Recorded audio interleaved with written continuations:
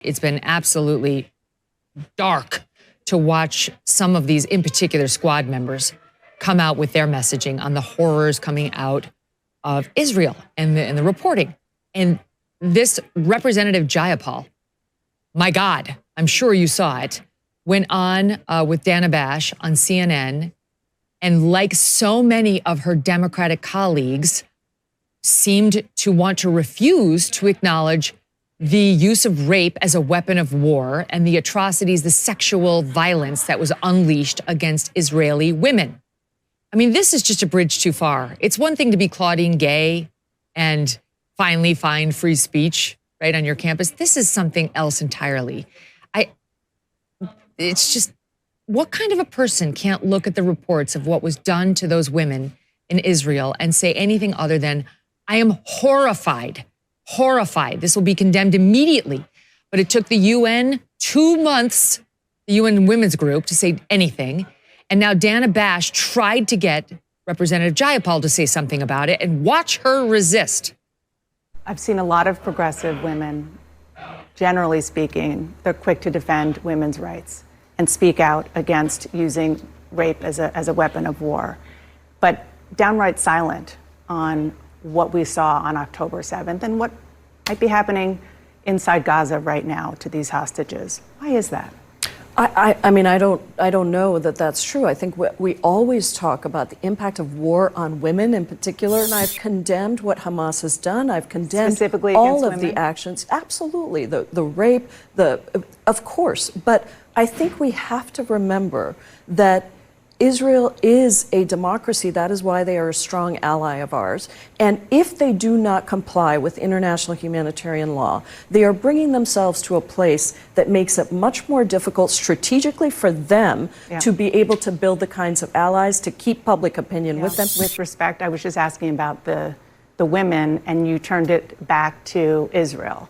I'm asking you about Hamas. In fact, I already answered your question, Dana. I said it's horrific, and I think that rape is horrific, sexual assault is horrific. However, I think we have to be balanced about bringing in the outrages against Palestinians. And it's horrible, but you don't see Israeli soldiers raping. Well, Dana, I think women. we're not. I don't want this to be the hierarchy of oppression. Oh my God, Seth. My God.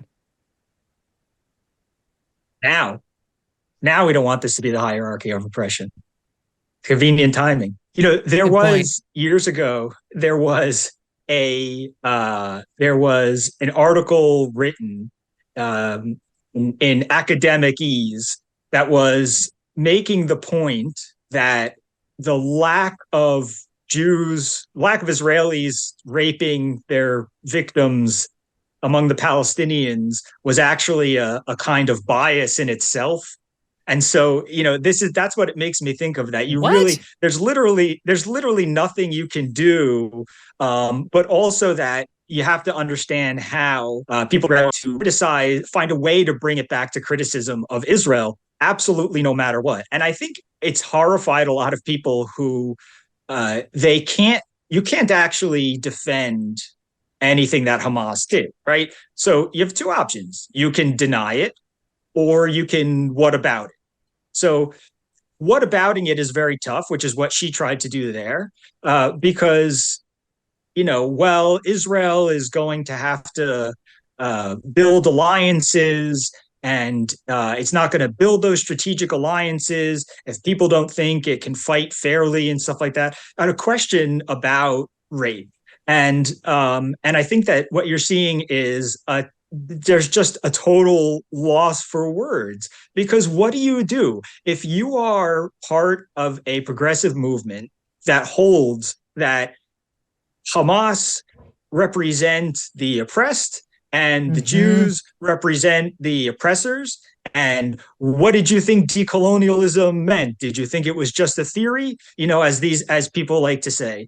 So if you that tweet endorsed by the Washington Post's Karen Attiah, this is what decolonization looks like. Endorsed. It is not some fringe. The Washington Post, Karen Attiah. Keep going. Yeah, it's not fringe. That's right. And so if you believe that the uprising itself is justified, then you have to be able to pass whatever they do off as part of legitimate resistance. And, it's all completely insane, because then you get asked on live TV about the rape of Jewish civilians in a terror attack, and you have to hem and haw and your way around to Israel's conduct and its need to build alliances. And you saw something almost similar, not to change the topic, but you saw something similar with the UNRWA, the United Nations Relief and Works Agency official, who was asked about the fact that we got a report that a United Nations, a member of that agency, a teacher, held a hostage in Gaza. So he was asked on national TV, seems like one of your guys may have been involved in holding Israeli hostages. Your teachers hold hostages? And he kept bringing the question back to bringing flour and other essential goods to the Gazans. And all I could tell you is how we keep track of the flour and providing the flour. And it looks absurd, because there's no way you could possibly answer the question itself. You have to just completely change topic and make excuses and all of that, because you're defending the indefensible. And all you need, if you're a member of Congress and you're being asked on TV, something like that, what you need is for the person sitting across from you to stop saying what Hamas actually did, because you don't want to condemn it. And you want to put it back on Israel. And so, like, the people who tear down the posters and the people who disrupt screenings of the Hamas atrocities on account of the idea that it's somehow Israeli propaganda, even though a lot of the video Hamas actually took and disseminated themselves while they carried out the attacks. These people are trying to stop you from learning what's actually happening and seeing what's going on. If you can't see posters of hostages, if you can't see the footage of what Hamas did, then you can deny it, or you can say, I'll wait for an investigation or something like that. And so what you realize is that their entire response to this rests on preventing the public from actually knowing public information about and verifiable information about what Hamas has been doing to Israelis. It's unbelievable. These are obvious war crimes. There should be absolutely no hesitation, even if they are at war, even if you accept in their view of the world that the war has been ongoing and that 10/7 wasn't a terrorist attack. It was an act of war against someone who's unleashed war on you. That does not include putting babies in ovens. It does not include raping women, cutting off their breasts, and playing with them before the woman has died. This is sick effing stuff. And for an American woman, a representative from the state of Washington, to have any reaction other than, I am horrified by this, period. No but, no however, to try to contextualize human torture through the use of sexual violence of women, Josh, is absolutely disgusting and is a game changer. I knew they were radical in the squad. This is a game changer in the way I see all of them. So Congresswoman Jayapal is the chairwoman of the House Progressive Caucus. So I think we can reasonably infer from that she roughly speaks on behalf of the Progressive Caucus. She speaks, if we can extrapolate perhaps just a little bit, she speaks on behalf of what the modern progressive elite like to think.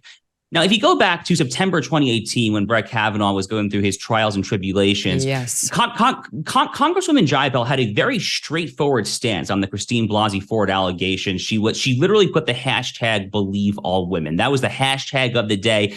Apparently, in retrospect, they should have added an asterisk to the end of that tweet, and the asterisk on the bottom would have said, except for the Jews. But this just gets back to what we were saying earlier about the DEI construct. They don't actually believe in liberal rules of neutrality. They do not believe in a free speech construct that actually applies to all Americans. They do not believe all women, no matter what their race, creed, color, ethnicity, religion, or so forth, they only support free speech for some, and they only believe some women. How do you decide who to protect free speech-wise? How do you decide who to believe, who to give due process to? Well, it gets back to the oppressed versus oppressor status. It's really ironic, as Seth pointed out, that she began her response to Dana Bash by saying that I don't want to get into this hierarchy oppression. That's all these people actually believe in at the end of the day.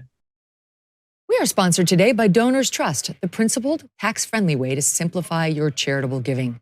So many of my viewers have been shocked at the hateful pro-Hamas protests on America's college campuses.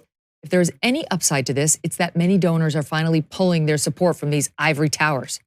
If you're one of them, now the question is, what do you do with your charitable dollars? You should know about Donors Trust. Donors Trust is the oldest and largest donor-advised fund committed to limited government, personal responsibility, and free enterprise. With a giving fund at Donors Trust, you'll have a simpler, tax-friendly way to do your charitable giving. You'll also have a partner who will make sure your gifts stay true to your conservative values. The end of the year is coming fast. Open your fund before the end of December to take advantage of tax savings. Visit donors, there's an S in there, trust.org/MK to see how a fund works and request your free starter kit. Protect and simplify your charitable giving with Donors Trust. Visit donorstrust.org/MK to get started.